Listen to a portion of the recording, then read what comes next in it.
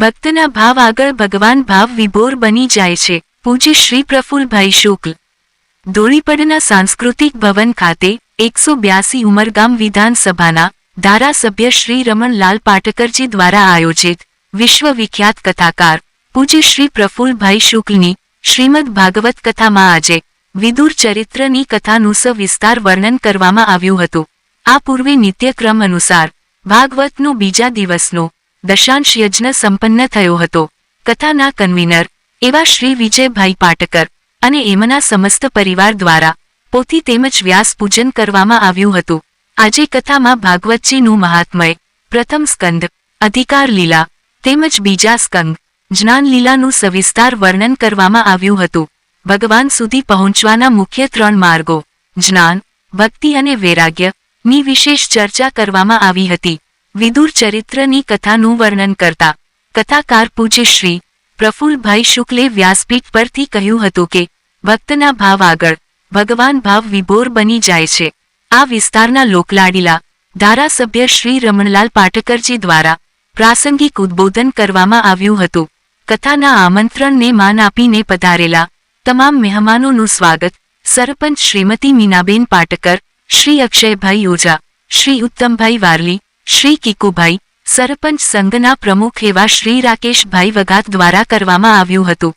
વિદ્વાન ભૂદેવો શ્રી કિશન દવે અને શ્રી જયાનંદ મહારાજ દ્વારા વેદ મંત્રોચ્ચાર કરવામાં આવ્યા હતા.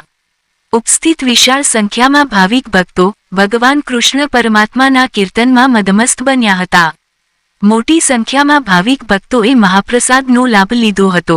પ્રસ્તુતિ અભિનવ સુરત ન્યૂઝ ચેનલ, એડિટર પ્રકાશ પટેલ, સુરત.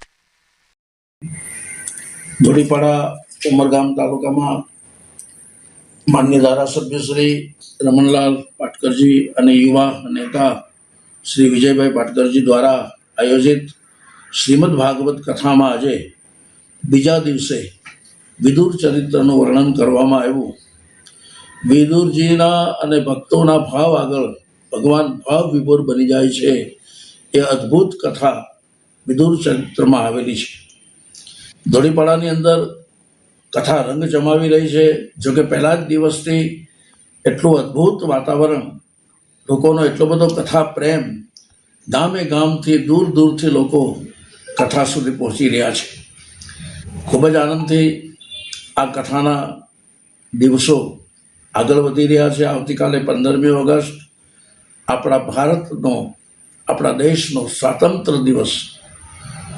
રાષ્ટ્ર પ્રથમ છે, ધર્મ પછી છે, સર્વોપરી રાષ્ટ્ર છે અને એ રાષ્ટ્ર ધર્મ નિભાવવાનો અવસર એ આવતીકાલનો દિવસ છે.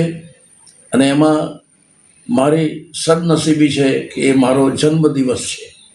બપોરે 3 વાગે આ બંને પ્રસંગ અહીંયા ઉજવાશે. જે અંદર સામેલ થશે એ સૌ સદભાગી ગણાશે. સૌને પધારવા માટેનું આમંત્રણ છે.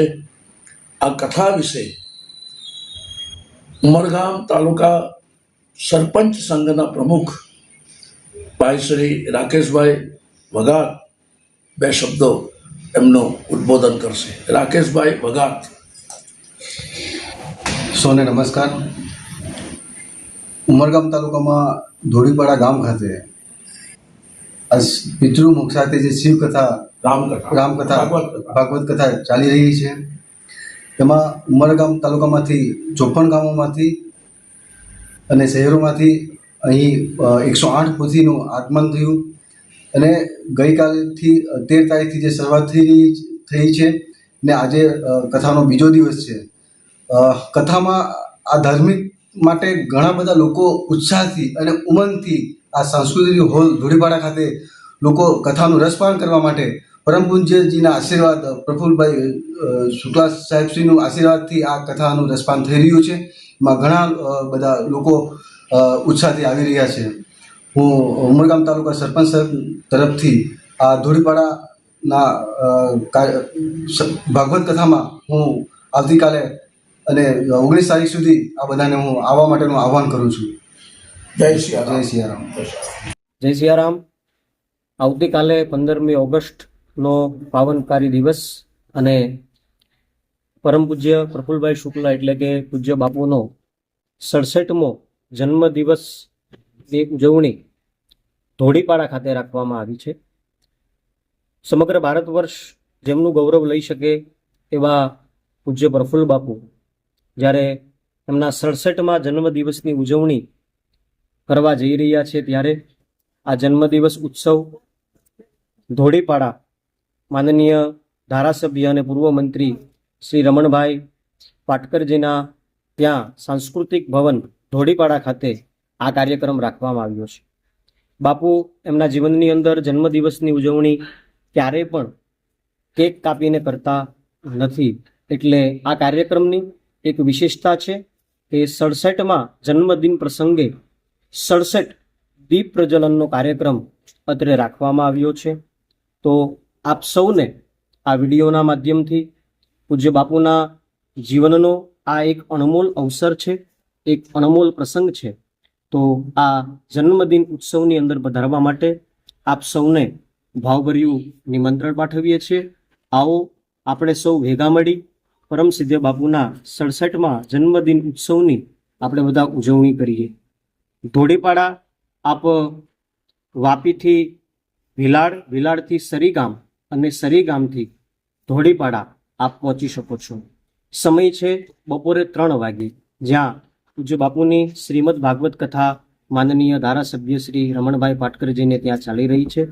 3 થી 6નો કથાનો સમય છે અને આપણે જે જન્મદિવસ ઉત્સવની ઉજવણી કરવાની છે એનો સમય પણ 3 વાગ્યાનો છે.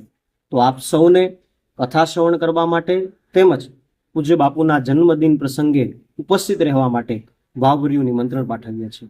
ધન્યવાદ. જય સિયારામ.